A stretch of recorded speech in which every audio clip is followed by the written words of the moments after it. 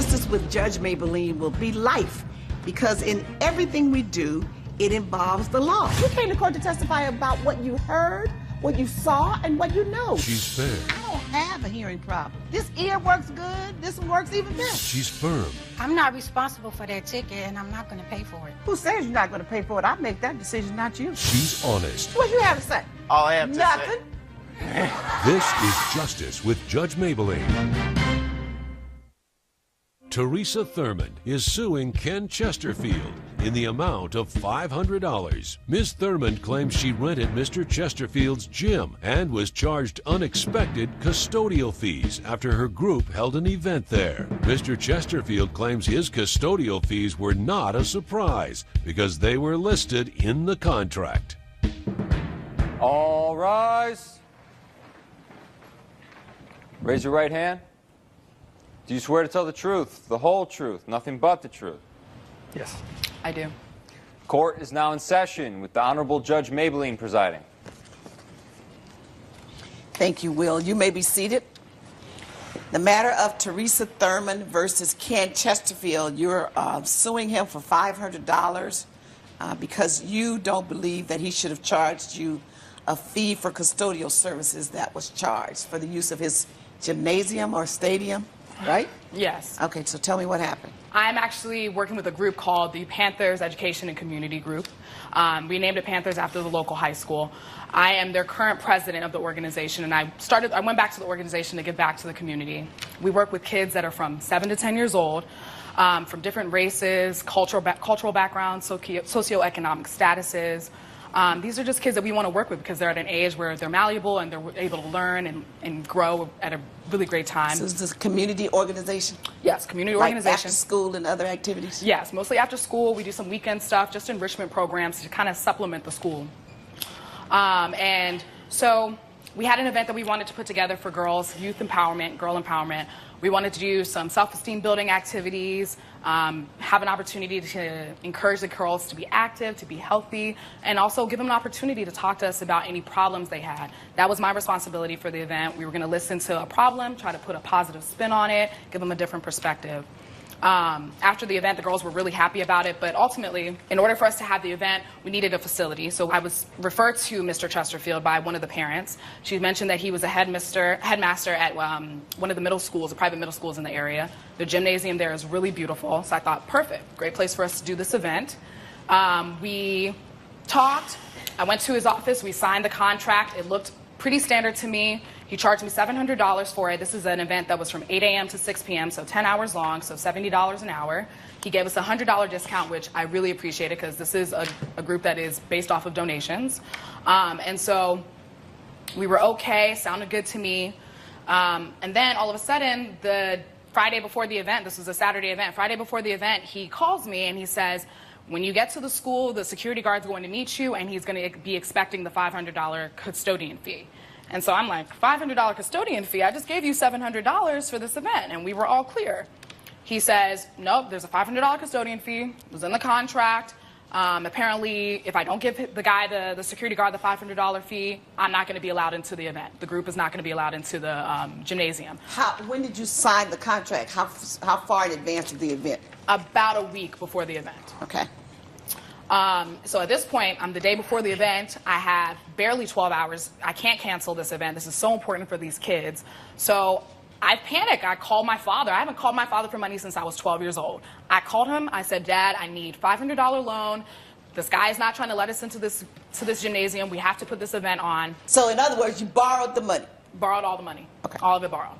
Now you want him to pay you back? I want him to pay him back because when we got to that event, the bleachers, we needed the entire gymnasium. The bleachers were out when we got there. They had an event the night before and didn't put the bleachers back. When we pushed the bleachers back, there was tons of trash on the floor. Like, I'm talking cups, dirt, everything. And so we had to clean that up before we could even set up for our own event. So if we're paying someone $500 for this, why are we cleaning up for ourselves before the event and we were supposed to leave it presentable so we had to clean up after the event? Okay, so you're saying you did 2 cleanups? 2 cleanups. What do you have to say, Mr. Chesterfield? Your Honor, let me just tell you how this came about. All right. I believe in the event. I believe in the work they're doing. We are a private school. I run a private school. I've been in education all my life. I understand, and I'd like to contribute. Ms. Thurman came to us about 5 days before the event. I looked up our calendar, and it so happened that the gym was available. Usually it's not available on short notice. So I said, fine, we'll make it available to you. Here's our contract. We charge $700, and that's your nonprofit rate. It includes a $100 discount because we like to contribute to what you do. I gave her the contract. Something came up. I left the office. I said, please read the contract. When I came back, I said, have you seen the contract? Is everything okay? She says, yeah, it looks pretty normal, standard contract to me. She signed it. She gave me a $700 check, and she left. The day before the event, I realized there was an outstanding balance due for the custodial fee. Normally, we do this way ahead of time. So you didn't realize it until the day before the event also? Correct, because that's when I called her. So she gave you a copy of the contract when she signed it, or she gave you the original back to you, right? Yes, of course, yeah. But what we do is I sent this down to my office. I understand that, but she gave it back to you. Just answer my question. Oh, yes. yeah, I'm sorry. Yes, she did. She did, Okay. Of course. So generally, we do this well in advance of an event. So we have accounting people look at things. Oh, here's the check. Here's the custodial fee. Okay, we're done. So the day before the event, I was told, look, the custodial fee is missing. There's no money here for the custodial fee because someone has to do the cleanups. Coming up on Justice with Judge Mablean. That's where the fee goes. It goes towards cleaning up the place for the next event so it's available. And later, I want $400 is because the one-bedroom apartment that I put them in, their children marked up the wall with markers. So I had to repaint, which cost me $400, and I have with proof of... But you haven't given them back their security deposit. No, I didn't. Justice with Judge Mablean.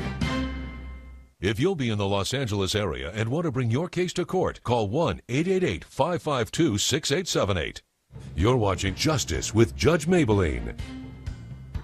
We're back with the case of Teresa Thurmond, who is suing Ken Chesterfield for $500.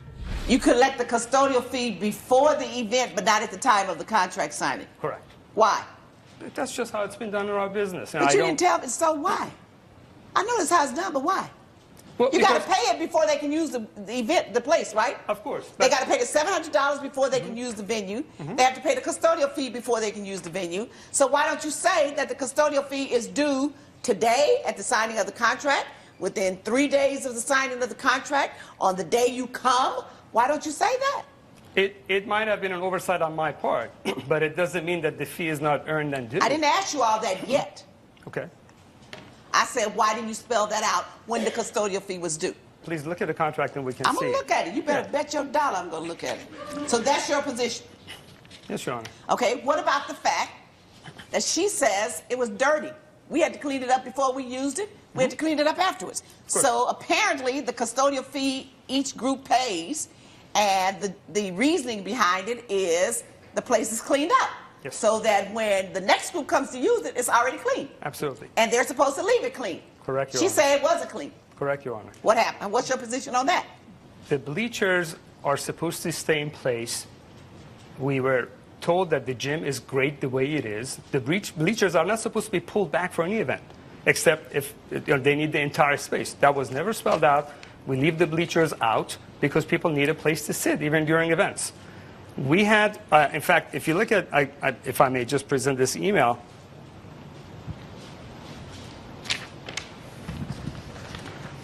What happened was that the cleaning fee is, our custodian had to come in on a Sunday, which is double time, and spend time mopping the floor, taking out 8 bags of trash, cleaning a toilet that was flooded, and there was minor flooding in a clogged toilet, and he had to clean all the glass windows before he left. So that's the fee. That's where the fee goes. It goes towards cleaning up the place for the next event so it's available. That's what I just said. That was my statement to you.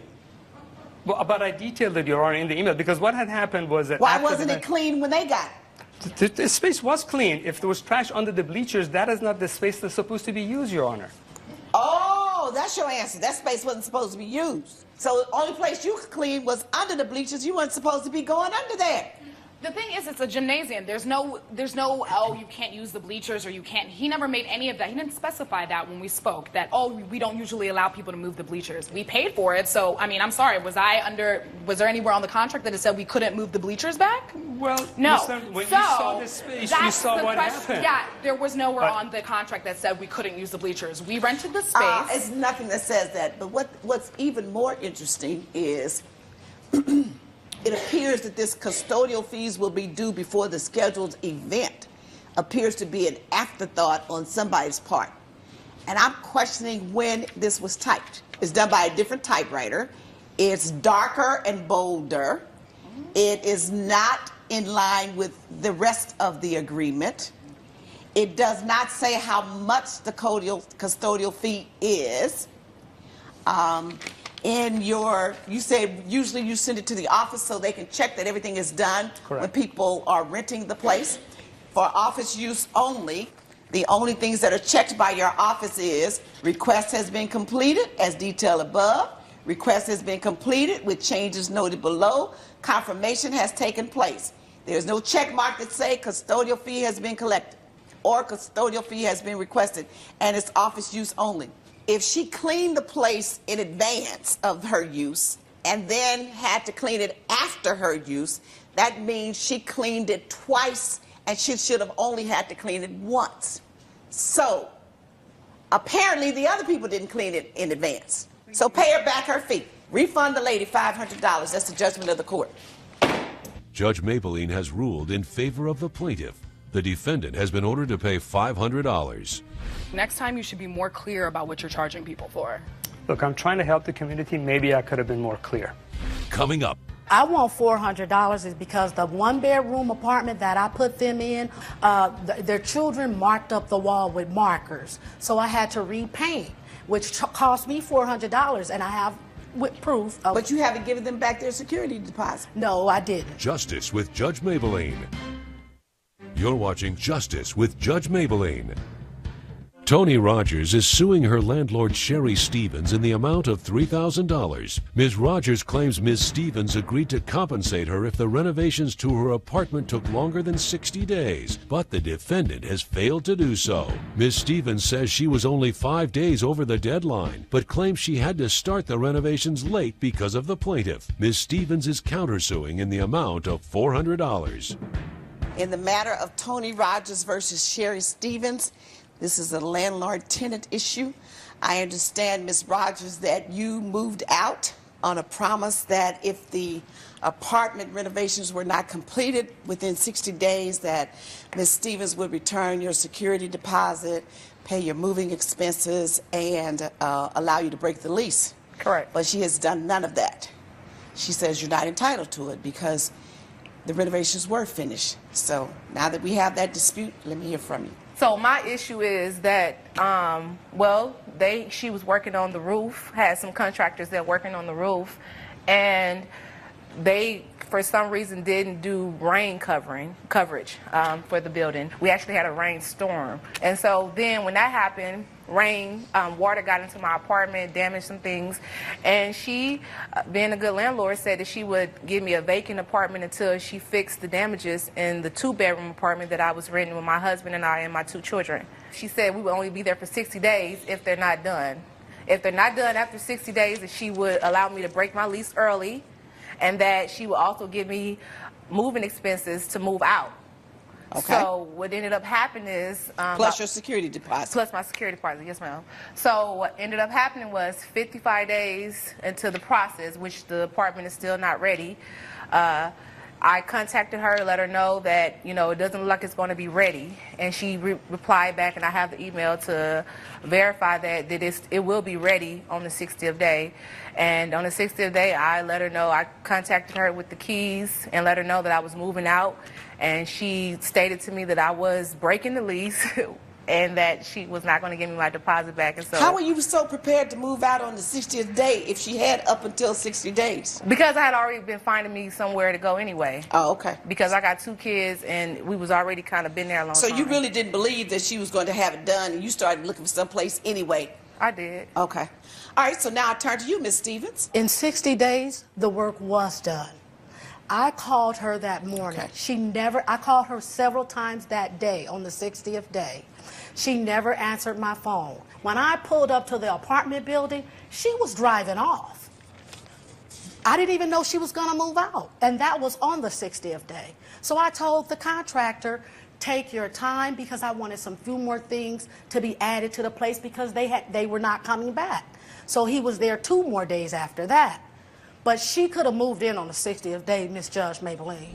Coming up on Justice with Judge Mablean. I want $400 is because the one-bedroom apartment that I put them in, their children marked up the wall with markers. So I had to repaint, which cost me $400, and I have with proof of... But you haven't given them back their security deposit. No, I didn't. Justice with Judge Mablean. You're watching Justice with Judge Mablean. We're back with the case of Tony Rogers, who is suing Sherry Stevens for breach of contract. 60 days is 60 days. That was the agreement. You told me that. You told me that. There was absolutely no dispute that the agreement was let the lease go, relieve you of the responsibility if it's not completed within 60 days. But you gotta understand, I got 2 kids in a 1-bedroom apartment. I got a newborn. That's very, very hard for. We came in the apartment with a 2-bedroom because I understood I have children. It was very hard trying to put a child. And is that the issue, the fact that she moved out? Or she wants money back? The issue and you is want that $400 back. Why you want $400 back? I want $400 is because the one-bedroom apartment that I put them in while I was doing the renovation on the 2-bedroom that they had, their children marked up the wall with markers. So I had to repaint, which cost me $400, and I have with proof of... But you haven't given them back their security deposit. No, I didn't. I did not. So give how them. you going to get another $400? Well, actually, when I found out she was suing me, you know, I just made sure that I brought in proof that there was damage to the 1-bedroom apartment of $400. Well, no matter what you decide, I was hoping that, you know, the $400 could be deducted if I lost the case. That's right. Yeah, she has to pay you for damages, but you have to give her back her deposit. Judge Mablean's verdict when Justice with Judge Mablean returns. You're watching Justice with Judge Mablean. Now the question is, will she allow you to break the lease under the circumstances? How many more months did you have on the lease in the 2-bedroom apartment until October? 4. I have 4 more months left. So you owe her, that's 6 more months, because April is the 4th month, October is the 10th month. Your ad is pretty bad. So you owed her 6 more months under the lease.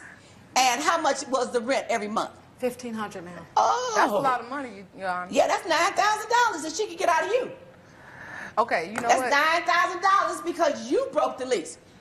Are you asking for $9,000? No, you didn't come in here asking for $9,000. She said $400 because you damaged the 1-bedroom apartment. And minus how much was the deposit? Their deposit was $2,000. $2,000. The question is she going to ask you for the $9,000? But since her counterclaim only asked for $400, that's all I can give her is the $400. She can't get more than she asked for. But you can't get $3,000. I can't get nothing? No, you can't get a thing. Judgment for the defendant, the $400, your case is dismissed. Thank you, Your Honor. All rise. Judge Mablean has ruled in favor of the defendant. The plaintiff is ordered to pay $400. If you wanted to move, why you didn't just come talk to me? No hard feelings. I just thought you broke your agreement and I wanted my money.